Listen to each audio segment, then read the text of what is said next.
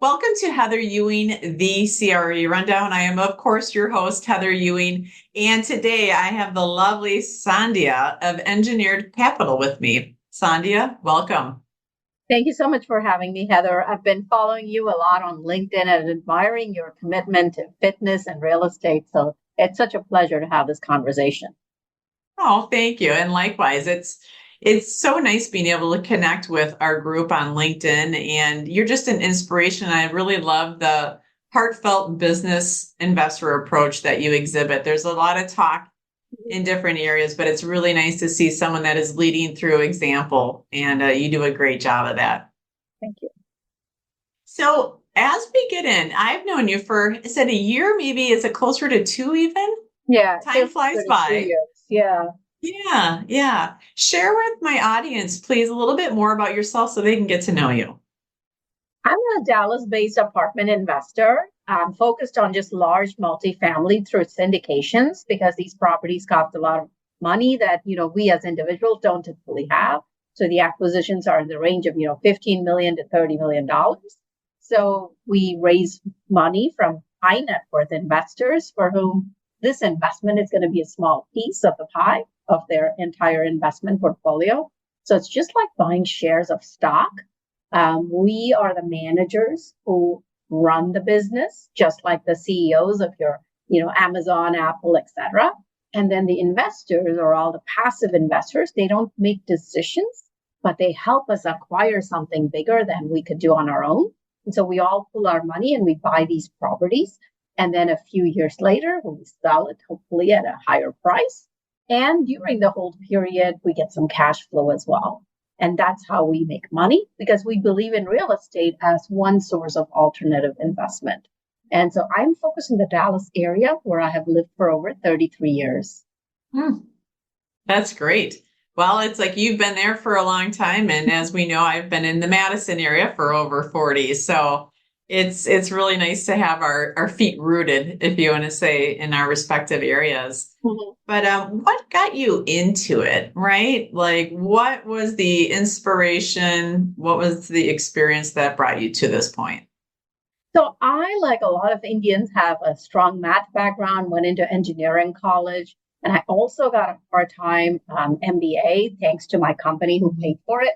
So that's where I got my financial and business knowledge. And I was actually trading stock, but I always wanted to have a piece of real estate. And whenever I looked into single family rentals, the margins and the appreciation wasn't quite there in the early 2000s, especially in the Dallas area. And so it was never appealing to take care of, the four T's, as we call it, tenants, right, toilets, termites, and trash. So So I attended a weekend event where they talked about large scale multifamily, where the property itself generates enough cash to where you could afford to pay on-site staff to be there to take care of the day-to-day leasing, to take care of the maintenance requests, and to have a third-party property management company run it for me. And so then I became more of an asset manager overseeing all of it, which is very similar to what I did in engineering management in my company role. So it seemed like a really good fit because you have to look at project management at a high level so that you always keep the big picture in mind, but you also need to be able to dive into the details when needed to remove the roadblocks. And it was a perfect match for my skills. And that's why I got into it. I got into this about 5.5 years ago, and it's been a great ride. That's terrific. And you've really come a long way too. And that's where it's so fun watching you and others grow and continue to shine. And I think you recently started a mastermind. Was that a year ago or so? Yes, it was over a year ago because there was a need. The interest rates, as we all know, have been rising quite suddenly since 2022, I would say, right? About April, May 2022, it started going up. And a lot of people had floating rate bridge loans, and they ended up having to pay double the mortgage. And so operations became a greater focus because until that time, interest rates were going down and were really low. So just from that cap rate compression, you could make money on deals without operating them efficiently. But when the interest rates went up, a lot of these floating rate deals lost their cash flow and they had to learn to operate them to come out of it. And that's why we saw a bunch of foreclosures happen. So there was a need. I was at a big conference. A lot of people were asking me the same questions. And that was the birth of this mastermind. It's focused strictly on asset management of large multifamily, and it's by application. So it's aceoperators.com if anyone wants to learn more to see if they're a good fit. Yeah. A lot of people came and applied to that mastermind wanting to learn how to buy multifamily. So this is not about the acquisitions. It's more about the operations and asset management. It's like, how do you finish the story to get to that happy ending that your investors want to execute the business plan? And that's what this is about.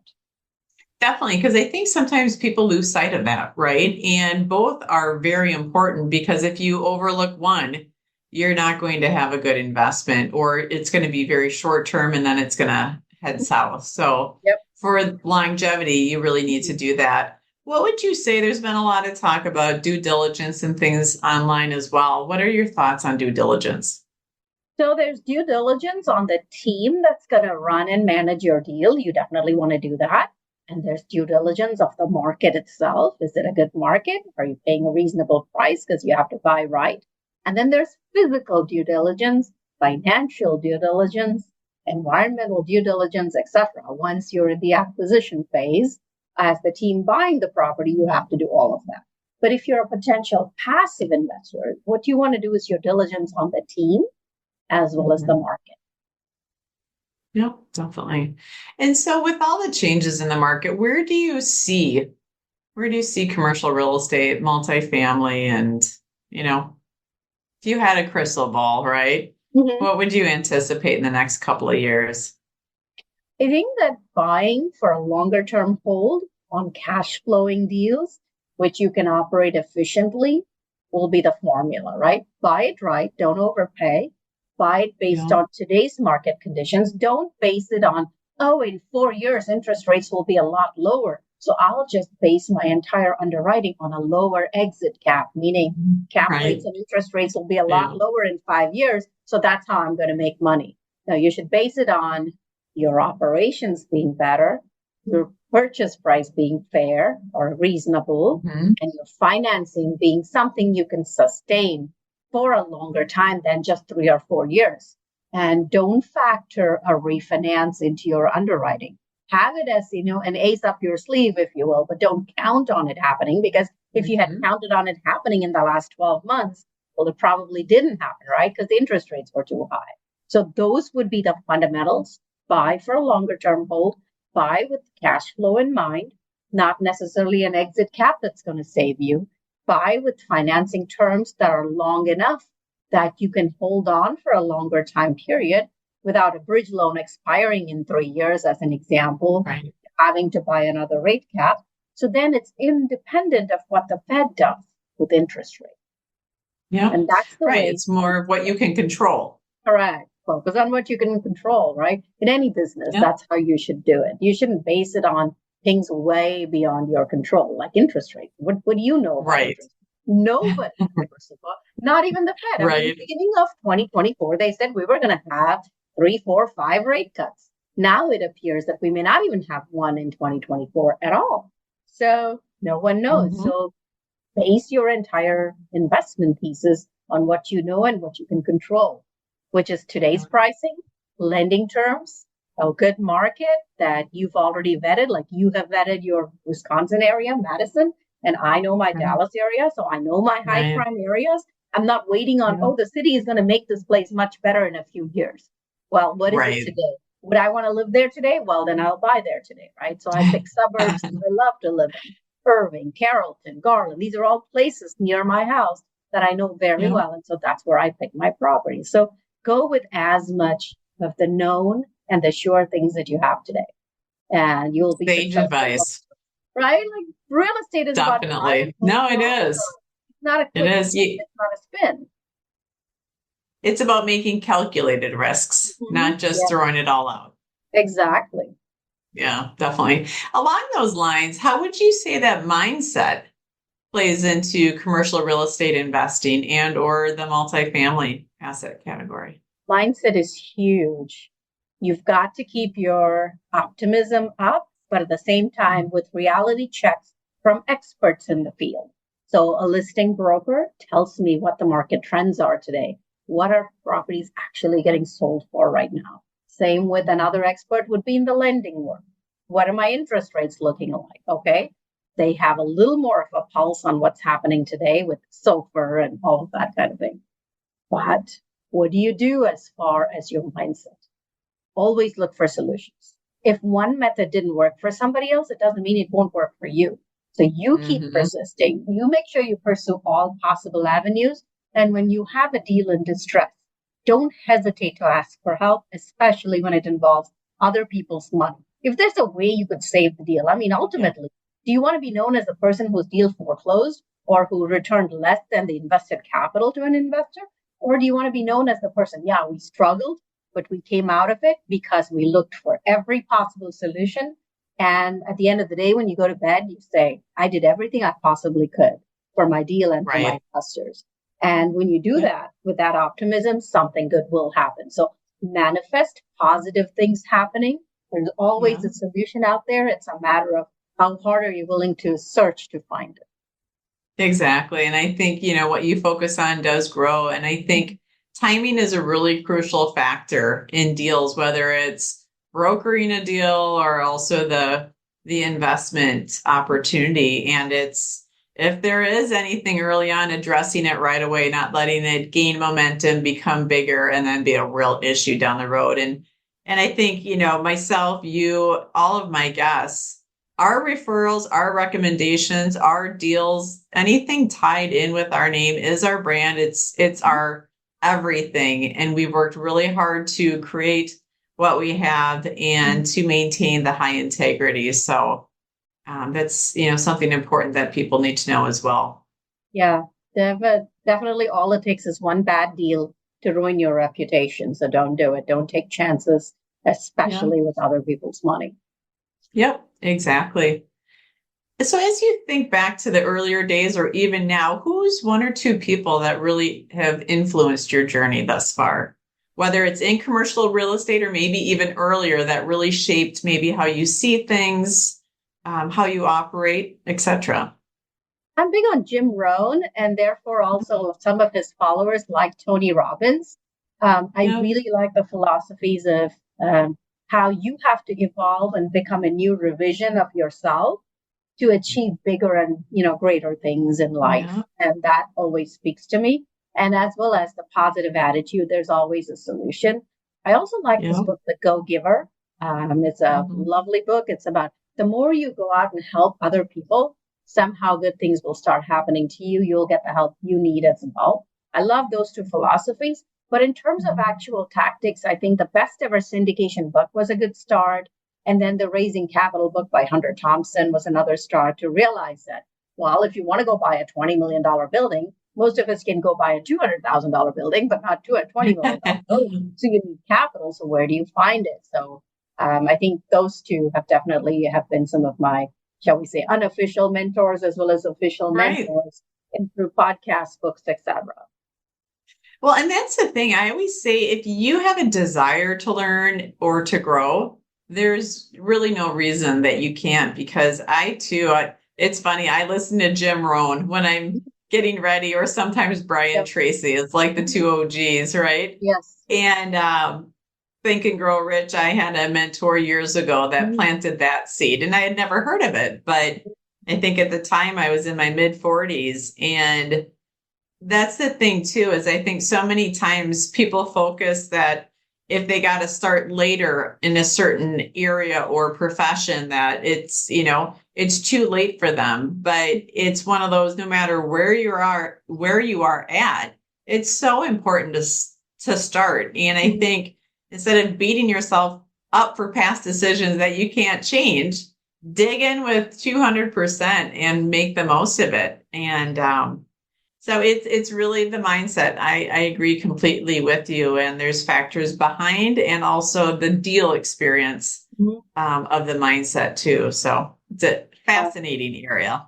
Absolutely. And people forget that life expectancy has gone so much higher now. Like people live well into their 80s quite easily. So if you're in your 50s or 40s and starting out, you still, just like you're starting out in your 20s, you imagine the next 2 or 3 decades of your career. It's just like that now because people live longer. There's more medication that takes care of a lot of common ailments. And so people are like fit and Just like you are the great example of fitness, like you inspire me. You told me that you're in your Thank 40s you. or even older. I'm like, wow, you look amazing, right? So I think that there is no end to that. So don't ever worry about that you've started late. Just get started today. Don't postpone that. Just take one step. Say, I'm going to make one informed decision. I'm going to listen to a podcast today about a topic I want to learn more about instead of watching that TV show. And that's your first step. Right. It's asking empowering questions, right? Because the question you ask is going to shape the answer you receive.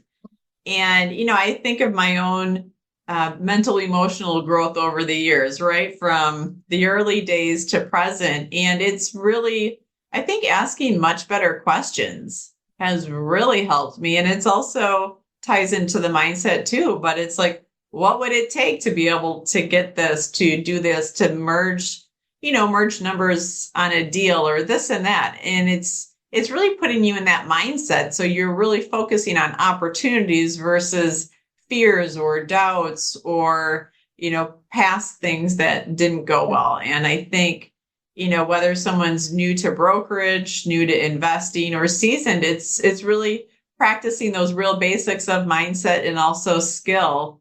And, viewing each deal through new eyes in the sense of what is there to learn, what is there to additionally provide so that you don't get stale and stagnate. Absolutely.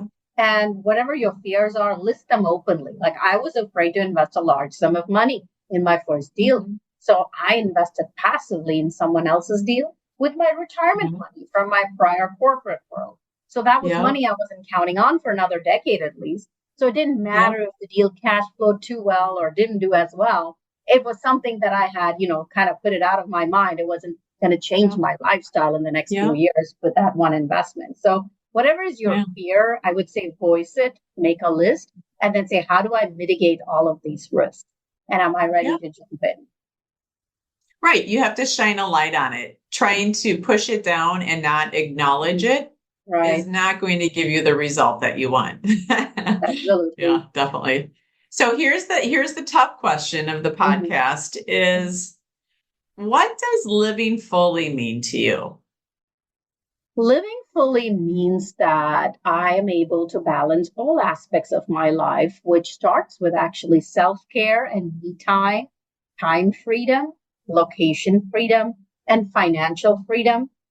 And having time for the family, your own self-care, which is health, which you're a great example of, but also some levels for me of having something intellectual. Like I would be bored if I didn't do real estate or if I didn't trade stocks and I didn't do something of intellectual value. And then there's the piece where I feel like I'm giving something back. So you always have to give something back, that you're helping someone every day by doing what you do. And that fulfillment brings it all together. So for me, that's what makes an enriching life. Couldn't agree more. Beautifully said. And with that, Sandhya, share with our audience, how can they connect with you after this podcast if they have questions or maybe they want to invest with you or take your mastermind? They can connect with me, of course, through lovely Heather. But my company for passive investors is engineered-capital.com. That's my website. You can find me on LinkedIn, and my LinkedIn profile also has a link to that website. And if you are a general partner in multifamily interested in improving operations, then aceoperators.com is my mastermind website to apply and learn more. Thank you. Perfect. Well, Sandhya, thank you so much for joining me. And I look forward to connecting with you more on LinkedIn and beyond. Me too. Thank you, Heather. This has been a lovely conversation. Definitely. Thank you.